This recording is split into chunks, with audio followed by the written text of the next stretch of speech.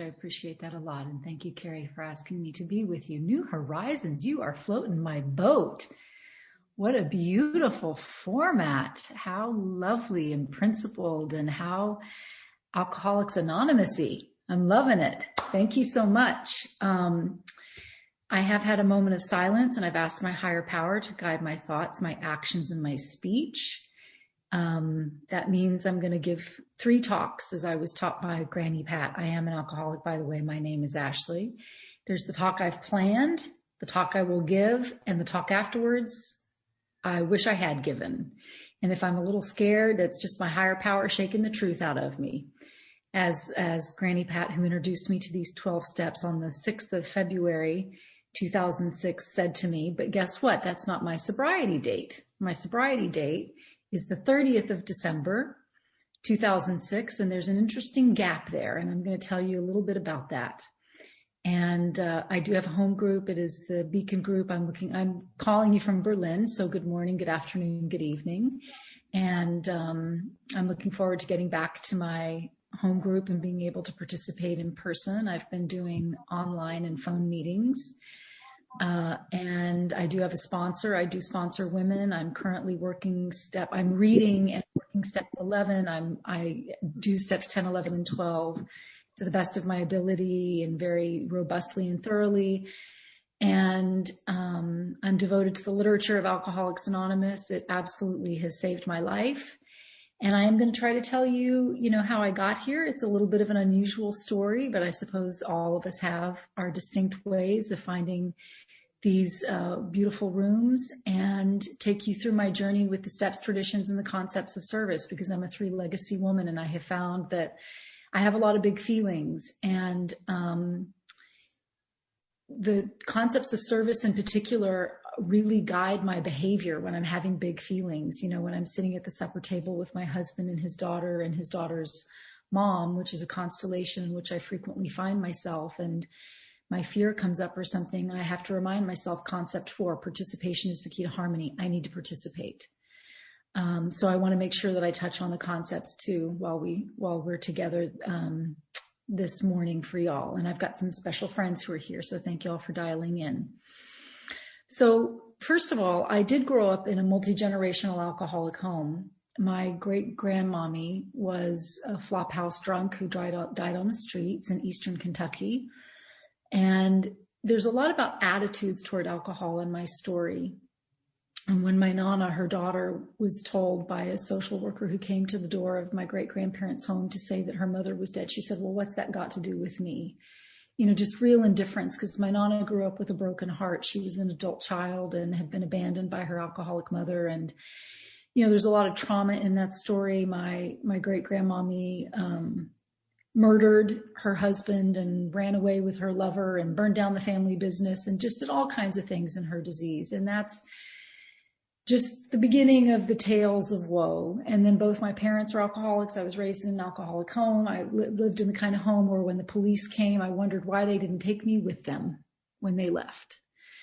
And I did live alone for 2 years as a child because, one of my parents was off pursuing her addiction to her career and her dreams. And then when I moved myself to live with the other parent, he left $50 in an envelope at the state to go practice his alcoholism and his other ick.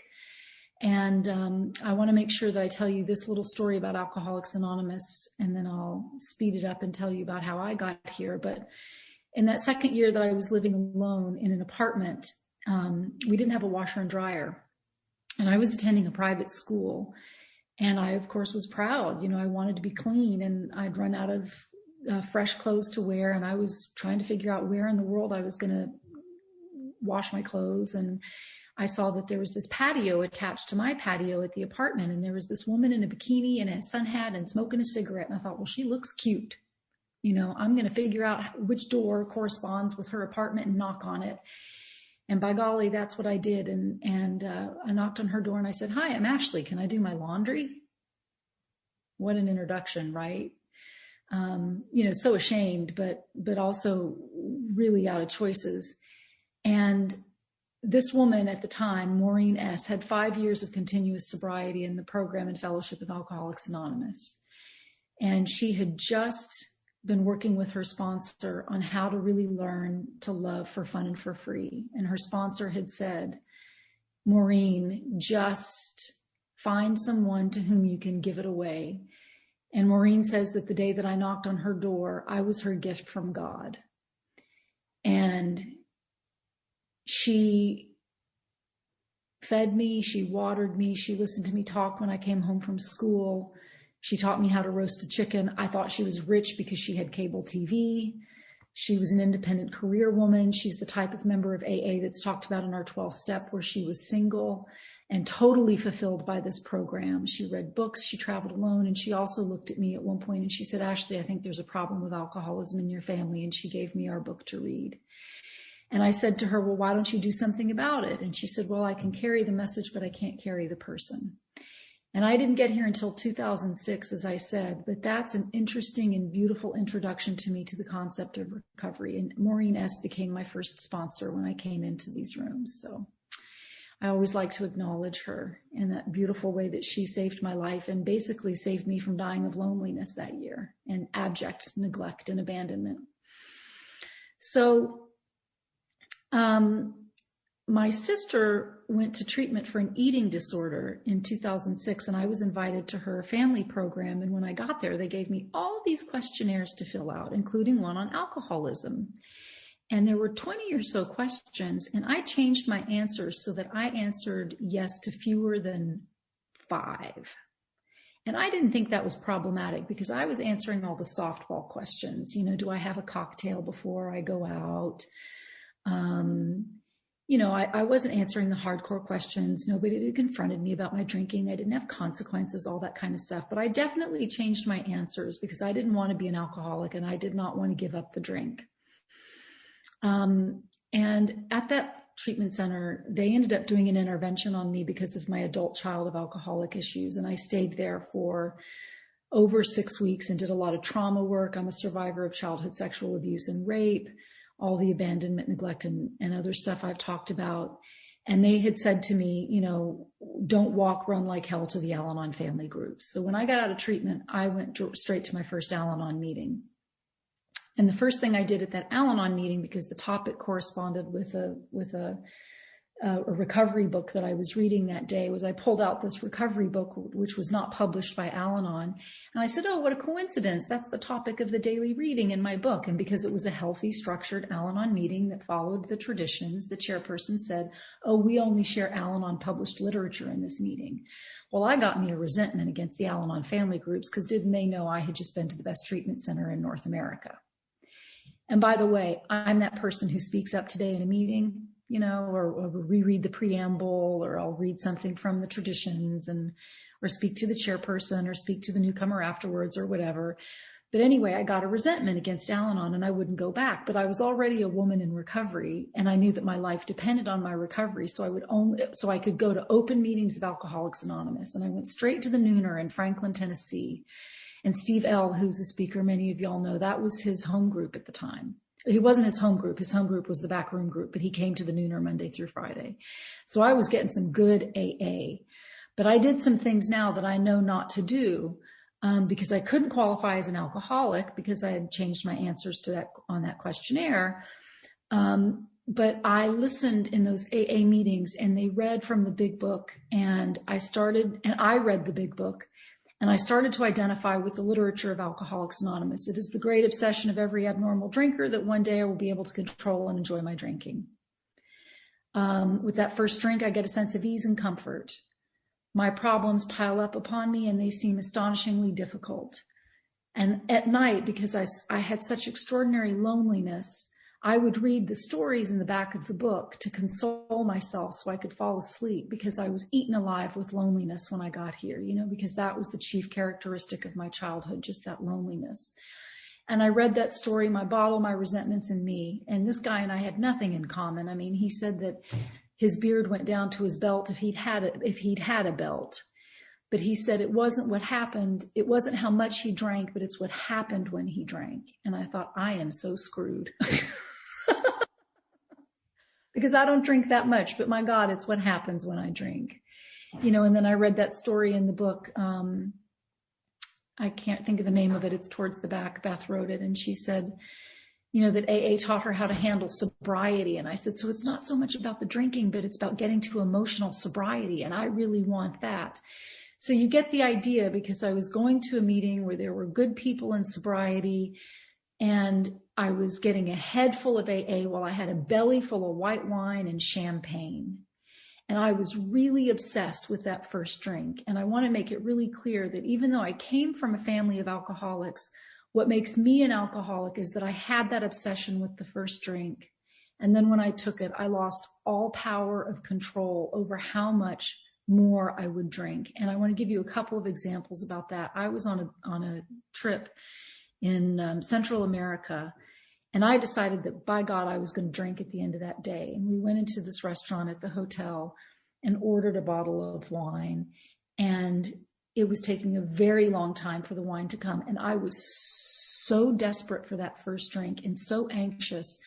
I went to the maitre d', to the bar, everywhere I could go, trying to shake them down for a cocktail while I waited for that dang blasted bottle of wine to be delivered to the table, because I just couldn't wait. I mean, that was my level of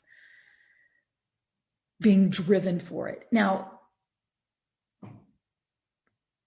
when I hit my bottom, I swore to myself I was only going to have one, and I had three. And I know that for some people that doesn't sound like a lot of alcohol, but the level of emotional angst that I was in, I woke up the next day, and just like Bill pounding his fist on the bar, how did I get here again? I was eaten up with that incomprehensible and pitiful demoralization. I thought I was just going to drink the correct wine with the cheese, but I was emotionally at my bottom. And I called my sponsor, Maureen. She didn't pick up, which was very unusual. And I called my friend, my recovery buddy, Nikki. And Nikki said, Ashley, that's exactly how I felt when I went to treatment for alcoholism. Now, Nikki ran a human trafficking ring and prostituted herself. So this is about identifying with the feelings and not so much the particulars of the circumstances. And I went straight to a meeting of Alcoholics Anonymous, picked up a Desire chip, and I'm happy to say that I have continuous sobriety and I've not found it necessary to relapse.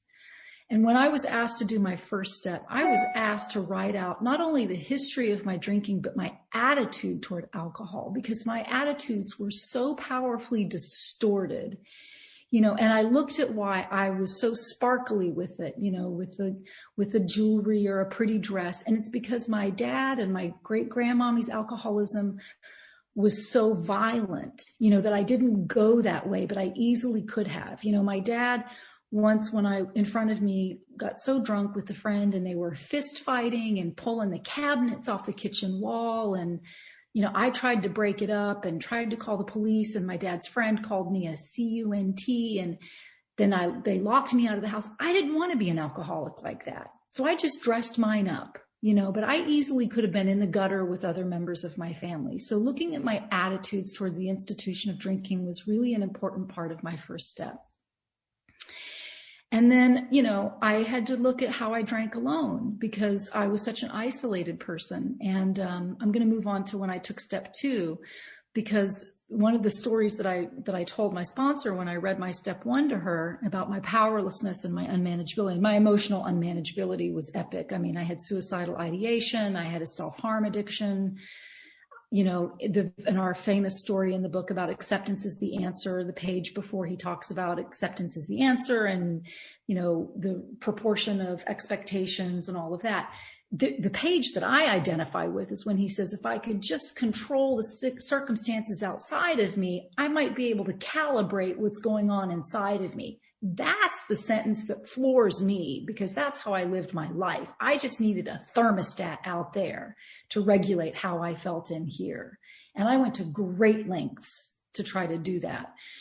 So I told my sponsor that one night I'd been drinking, and I went back to my hotel room alone, and I thought, well, I'm going to make myself vomit so I won't have as bad of a hangover. But I was having a enlightened spiritual experience while I was drunk, and I was having all of these insights that I just thought were so profound and needed to share with somebody, but nobody was around. So I called myself and I left myself a voicemail. And the next day, when I listened to my voicemail, I was like, what? I mean, it was just incomprehensible gibberish. And my sponsor said, Ashley, you know, that is not sane behavior. Boom. We were at step 2. Boom. Right at step 2. So then I got to think about a higher power concept, and Alcoholics Anonymous gives me the dignity and the pleasure and the respect and the autonomy of having a higher power concept that is so personal and suitable to me. And then I get to fire that higher power and get a new one anytime I need one, a bigger one, a smaller one, a more intimate one. And when I read We Agnostics, you know, the passage that is so moving to me is that the realm of the spirit is roomy and broad. It is all inclusive. It is open to all who seek. And you know, when Bill and Ebby are sitting together at Bill's kitchen table, and Bill says that he saw that Ebby's roots, that his very being had sought new soil, you know, that's a really profound and vivid expression of a new way of being. And so that's what I'm looking for in my step 2, is a higher power concept that can take me there, that's going to get me all the way to that spiritual awakening in step 12. And so something that I did for my step 2 was I made a collage of my higher power concept. I mean, that's not in our literature anywhere. It was just something I intuitively came to. And it's round like the moon, and it's because I'm a backpacker and a nature person, and I was always in the woods in Appalachia from the time I was really little, and it has moss and dirt and sticks on it because, you know, I didn't grow up with safe people, a mother or a father. And so I really have to find a higher power concept that I can relate to and with which I feel safe. And I find that in the cathedral of the mountains and the woods. And then I have a lot of sacred places, and I do have a wisdom tradition from which I come, you know, because my grandparents really saved my life. I did have a stable summer home, and their faith tradition is important to me.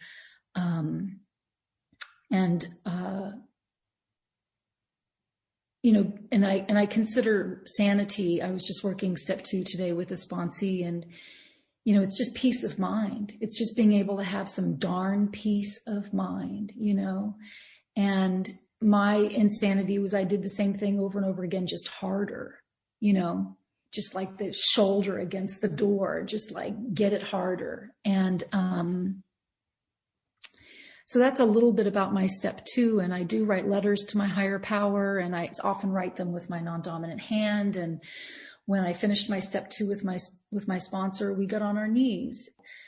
You know, it was such an intimate and gentle and tender act to get on my knees and hold hands with another woman in Alcoholics Anonymous. And there's a lot to be said about step 3. There are amazing speakers who have unpacked it in great detail. And of course, the book is really vivid about it. But for me, the essence of the experience was that tenderness, you know.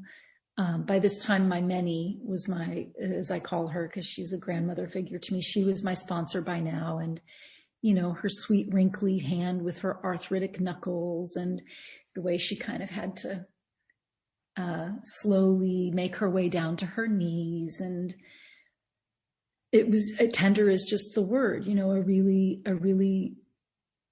deep experience. And I've also taken step 3, you know, naked, wet, distraught, flat out on a bathroom floor in a strange hotel in an anonymous American city when I was just completely shattered by an emotional event in my life. So I've taken step 3 in a lot of different ways. And that step 3 that I'm referring to,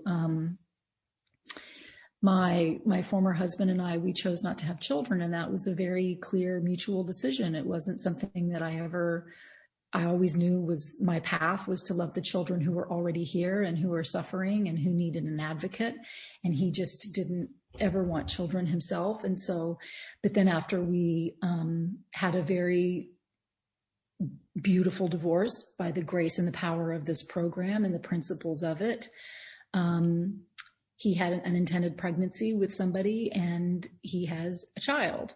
And he asked me to be the godmother. And of course, in Alcoholics Anonymous, the first thing I said is, absolutely, I would be delighted. And then I went straight to a meeting and cussed the paint off a wall.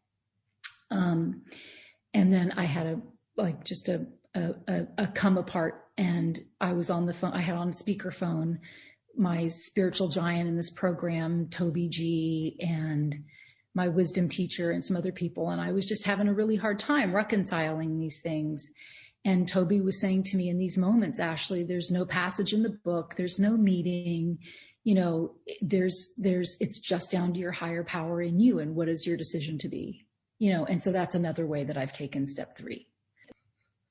And my first step 4, I want to tell you about 2 step 4s that I've taken. The first one, I put a lot of that pain from my childhood on there because my parents had to tell me a lot of lies in order for them to justify their disease. And I put those lies about myself on my moral inventory because I really internalized that narrative. And I thought this was beautiful. My sponsor couldn't hear my step 5 because she was out of town. And she said, go to a woman in Alcoholics Anonymous you trust and ask her to hear it. She wasn't proprietary about it. Like, oh, I'm the only person who's qualified to hear it, So I went to Roxy. She was very cool and older and had shaved kind of gray hair. And she came over and she started listening to my step 5, and she would say, Ashley, you were a blameless, vulnerable child. Take that off your list. Oh, Ashley, you were a blameless, vulnerable child. Take that off your list. So she helped me distinguish what was the disease of alcoholism preying upon me as a needy, dependent kid, and the things for which I was responsible as an adult when I attained my majority and was responsible for my own disease because I had the education about my disease and I became responsible for treating it, which is concept 1. I'm responsible for my own life. And tradition 7, I'm responsible for being emotionally self-supporting. So, we'll get to that later. And then so that was a very powerful and very cleansing. The guilt and the shame that was lifted off of me by hearing that and separating out, what my parents put on me and what I can do something about, what I can actually do something about effectively was an enormous transformational shift.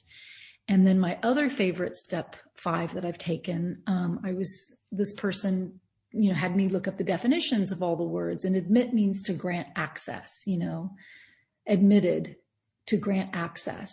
And they had me go outside and we sat, I live in the country, and we sat outside in the sunlight, and they talked about me admitting my higher power into the sunlight of the spirit into my heart. And I would read something off my list, and then they would have me make this gesture of opening the door of my heart and granting my higher power access, admitting my higher power into those nooks and crannies. It uses that expression in the book. And so, and then they would have me sit in silence and meditation. So bringing in a little bit of step 11 there. And then they would say, it's gone. It's not yours anymore. You've given it to your higher power. And then, when I took step 6, I was very ready. The rage was something that I really wanted lifted from me. I was told I was such a rager when I came in that the rage in me actually preceded me into a room. I vibrated with rage. And some of it I came by very, justifiably. But it really, yeah, I was a rager. I punched a hole in the wall in my kitchen and put a calendar over it when I got into recovery because I wanted to remember how far I'd come. I've torn up a hotel room in my life. And, I was the kind of rager. One time a telemarketer called me and I went off so bad, she hung up on me. And usually that goes the other direction. So I was pretty ready for step 6. And in step 7, as my sponsor recently pointed out to me, it says someplace where I can be quiet. It doesn't have to be quiet around me. It's just someplace where I can be quiet in my spirit. But I went to my guest room, and that's really where I was very touched by that. That's really when I started to feel the nearness of my creator. And I think we all have our distinct journey through these steps and feel the power of our God at different times in different ways. But that was a weeper for me. I really wept through that step 7. And then I started to take step 8. And the way I was taught to do it was I made, obviously I had my step 4, but I made 3 columns. So I did my list of people to whom I was willing to make amends. If they walked in the door right now, I would feel confident, serene, a little nervous, but ready. Like, yes, I understand the nature of my wrong, and I'm ready to take ownership of it and make my direct face-to-face amends. Let's do this. And then the second column was, I'll get there. I need a little time. I need to reread the chapters in the book. I need to pray about it. It's not totally clean yet, but with time, I'm going to get there, and the willingness will come. Made a list of all persons we had harmed and became willing. And then the third,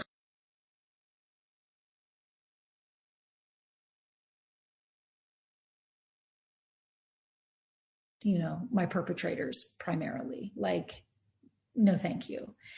And so what my sponsor taught me was, go with the easier, safer people first, build up some trust, some self-esteem, and, the relationships where it's easier to get that momentum going, and then move on to step 10, and I started with some girlfriends. I started with some work relationships. And one of the things my sponsor taught me too is, in some instances, don't be too specific about making the direct amends, because I might leave out the very thing that was most offensive and hurtful and harmful to the person. And maybe like, what about blah, blah, blah, blah, blah, man, that's what was really messed up.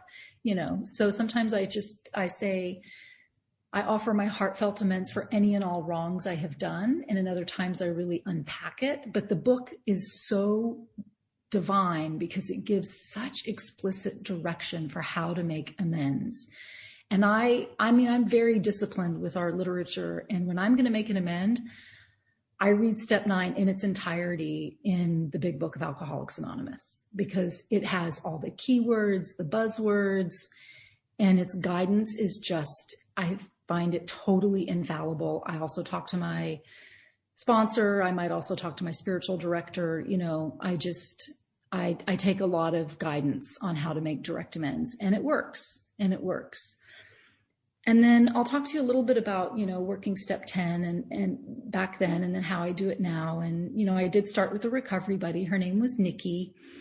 We're still recovery buddies. She's just the best. And, we started with the slogans with our step 10. And how did we work a slogan? How did we apply just for today, or think, or for the grace of God? And, and halt. Did we let ourselves get hungry, angry, lonely, or tired? And so we did these daily check-ins. Did we make a meeting? Did we read something in the book? Did we talk to another alcoholic? And I love step 10 in our 12 and 12. It obviously talks about the 3 different kinds of inventories. Particularly the spot check inventory that I can use anytime during the day. And it's got that very famous sentence. It's a spiritual axiom that whenever I'm disturbed, there's something wrong with me. But it's such a generous and gracious step. And in the 12 and 12, it says that other people too are suffering the pains of growing up. I find step 10 is where I really start to grow in compassion, where I can start to hold other people as equally fragile, equally trying, stumbling and falling. And also it talks to me so much about my motives, it invites me in a broad way to take a look at why I do what I do. But then Bill doesn't leave it alone. He concludes with that last passage where he's like, oh, look a little deeper, because then I've, even under my broad motives, I've got these really subtle ways that I deceive myself and try to hide a bad motive under a good one. And he also talks about these keynotes of how I can't stand it if I like a lot of people but love very few. And the people I don't like, as my sponsor says, I don't have to like everybody, but I have to love everyone. And it tells me that I can treat them with courtesy, justice, and kindness, and that's something that I've really gotten in recovery. I've learned how to stand for something without standing against my fellows. And that really started for me in step 10. And I just did step 10 with my sponsor, and she asked me to choose the word watch. and just to work with the word watch, and just to watch myself, to develop that sort of external consciousness and just observe myself with detachment. And how I take step 10 at night, obviously the instructions are very explicit, but in particularly the big book, but the way I do it before I start going through the language, where am I selfish, self-centered, afraid? Where did I pack things into the stream of life? Do I owe an amends? Is there something I need to share with someone else? What I do is I say, hi God.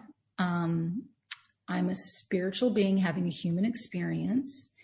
Today I made a lot of mistakes because I'm supposed to. Because if I didn't make mistakes, I wouldn't need you. And my mistakes are actually designed to bring me closer to you and to have that reliance on you. And it talks about that so much in the 12 and 12 and the 12th step, like greater spiritual reliance on God, greater reliance on God. He just plays so much in the 12 and 12 on, anti-dependence over dependence, and that it's interdependence with our fellows and more reliance on God. So that's how I open my step 10, and then I journal in the morning and finish it. And if there's anything I need to clean up. In step 11, I do have a meditation practice. And I do it exactly the way it's lined out in the book. It's not a big mystery. It says we select and memorize prayers that express our highest values and ideals. And so I've selected prayers from all the world's great religious traditions, and I've memorized them. And I slowly go through the words. The 12 and 12 gives us, make me an instrument of thy peace, that prayer. So I started with that one. And then I say my prayers and I journal. And I think it's very important to note that Bill has this really wonderful tool in the 11th step in the 12 and 12 called constructive imagination, where in my prayer life, when I imagine a scenario that didn't go well, or where I wish I'd behaved differently, or I don't feel good about myself, I can use my constructive imagination and daydream about how I could do it differently next time. I love that. Because it helps me grow. It helps me stretch. It helps me create a vision for myself. And we have a chapter called a vision, that has the word vision in it. And also it tells me in the 11th step, I don't ask for things for other people. I don't pray agendas and my wishes and preferences for other people, because those are my ideas. Even if they're noble and well-intentioned, cure them of their disease, let them have a windfall, please resolve their marital troubles, let them get their goiter fixed. So when I pray for people, I literally just say the 11th step. May my mother have knowledge of her will for you. May my mother have the power to carry that out. Keep it really simple. And then step 12, the definition of the spiritual awakening that Bill provides is that I can feel, be, and believe things I previously simply could not. And today that has come true in my life, sometimes more so than others. And I do try to practice these principles, obviously, in all my affairs. And I want to tell you a little bit about a way I was able to do that. When I had this big accident in Africa on the 6th of February, I fell in the rainforest and my leg broke in 4 places, and I had very deep damage to one of my nerves. And because of where I was, in an exceedingly remote place that takes days to get to, I did not have medical care for 55 hours, and I didn't have any pain medicine or anything. And the first part of the experience, I sat on the rainforest floor for 5.5 hours with a badly misshapen leg that was broken in 5 places and in 4 places. And one of the things that had to be done was a man had to walk from a village into the rainforest, and he adjusted my leg with his bare hands. And that had to be done 2 different times. And all I had was a stick to bite on. But I had Alcoholics Anonymous with me. And what I believe, because I go back to my step 2, is that the God of my understanding suffers with me and is with me in all ways, and it does talk so much in step 12 about greater spiritual development is always the answer. And obviously this was deeply traumatic. I was in different kinds of shock. It was painful beyond my wildest imagination. I was like an animal, but I could have no expectations. I could have no expectations of getting help. I could have no expectations that the pain would stop. I could have no expectations of when the situation might be resolved. You know, the journey also included a 6-hour motorbike ride where I had to hold the bones of my leg together with my bare hands. Two people, this is a small motorbike on a pocked dirt road, and 2 people had to ride with me to keep from falling off if I passed out. And I just knew, and I was offered alcohol as a painkiller, and I declined it. And it doesn't make me good, right, and perfect. It does make me value my sobriety, because I also knew I would not come back to you, my brothers and sisters in Alcoholics Anonymous, and say I drank over it, because I wasn't going to drink over it, because my sobriety matters to me. And I don't really know how to explain it. I just knew that my recovery and that this program was with me during that experience. And the day before I fell, I had just read a book on the spirituality of the 12 steps. It's an outside book, so I won't give you the title, but it's about the spirituality of the 12 steps. And the 13th chapter is about how my higher power is just with me all the time in all of my suffering and all of my joy. And that's just what I knew. And when I would try to pray, I didn't have the energy to pray. When I would try to say something from my faith tradition, I didn't have the words, but I just had some kind of supernatural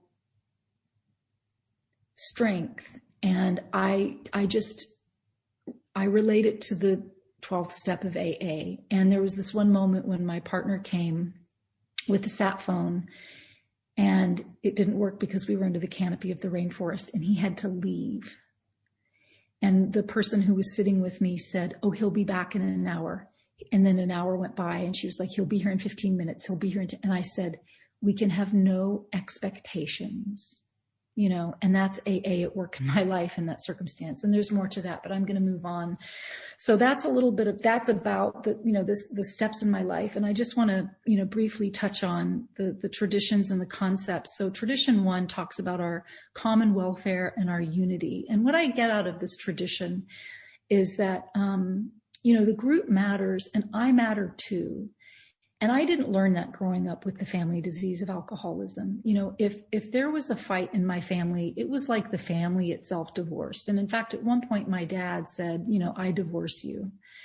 And so it was really a binary, and it was an either or. And what tradition 1 teaches me is both and. It teaches me how to hold complexity and how to hold paradox and to have unified thinking. And that doesn't mean that we're uniform, but that we have unity, because the group is important. And the 12 and 12 also states that the individual matters, and the individual's liberty is also of paramount importance. And so it started to heal these fissures in my thinking, and this is very important to me in my relationship, because my partner and I, when we're not in America, we're in either Switzerland, where he's from, or we're in Germany with his daughter, and we have this constellation with his daughter's mother. And so I'm the minority voice a lot of the time, and I have to think about common welfare and unity and both and a lot. And so learning how not to get stuck in these binaries, I always go back to tradition 1. And then with tradition 2, it's an informed group conscience. The word informed is not in the tradition, but it's in our service manual. And this is important because it means everyone needs to have access to the same information in order for it to be fair. Sometimes in our business meetings, we don't want to take the time for that, but for it really to be egalitarian, because our 12 points to preserve our future, as Bill called the traditions, are really about egalitarianism, just like it was read in This Is AA at the beginning, that race, creed, gender, we're equals here. And then that relates to my participation in concept 4. In order for me to have harmony, I need to participate. But you know what it takes for me to participate? Some self-respect. You know, I have to respect myself in order to speak up and build that self-esteem. And I build that self-esteem when I have my God concept, when I have my step 3, when I have my prayer and meditation, when I work with other alcoholics, when I'm loved to pieces by my sponsor.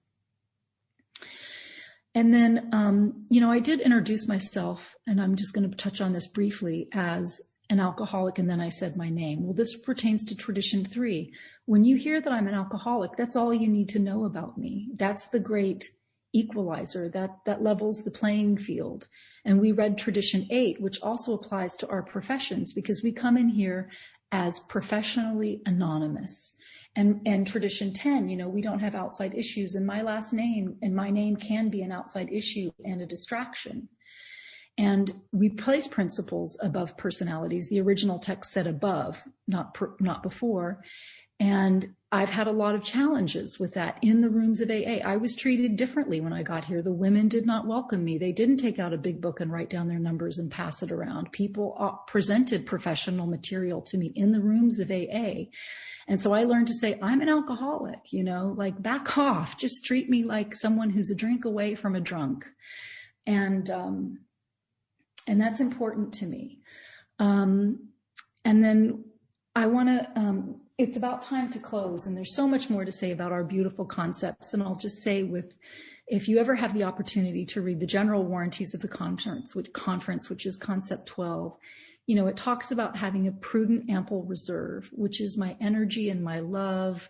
And when I go hiking and I want to do 14 miles and I get to 7, I need to make sure I've got an ample reserve to get back the next 7 miles, right? And that nothing should ever be punitive. And so that teaches me how to have a gentle spirit, which I also cultivate in my daily step 10. And things should be democratic in thought and action. How do I practice these egalitarian principles of our traditions in my relationships? How am I fair? How do I share the work? How do I rotate service in AA? How do I share the cooking? How do I share the cleaning? How do I share the emotional labor in my relationship?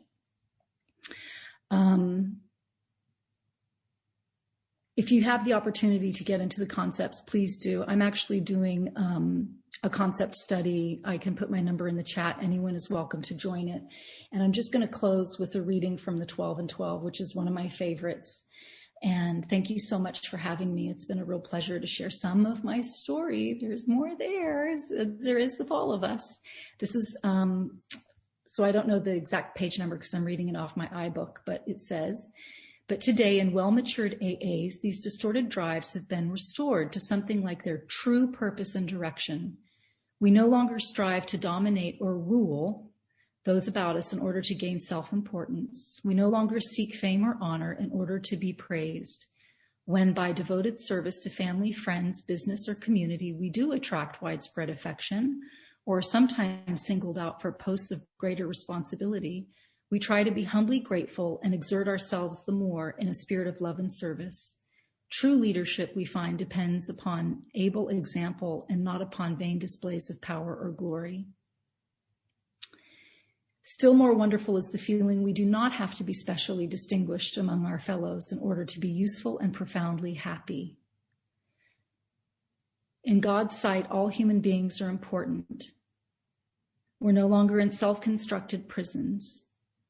These are the permanent and legitimate satisfactions of right living. True ambition is not what we thought it was. True ambition is the deep desire to live usefully and walk humbly under the grace of God. Thank you so much for the opportunity to be here today. It's really been a treat and a pleasure. Love y'all.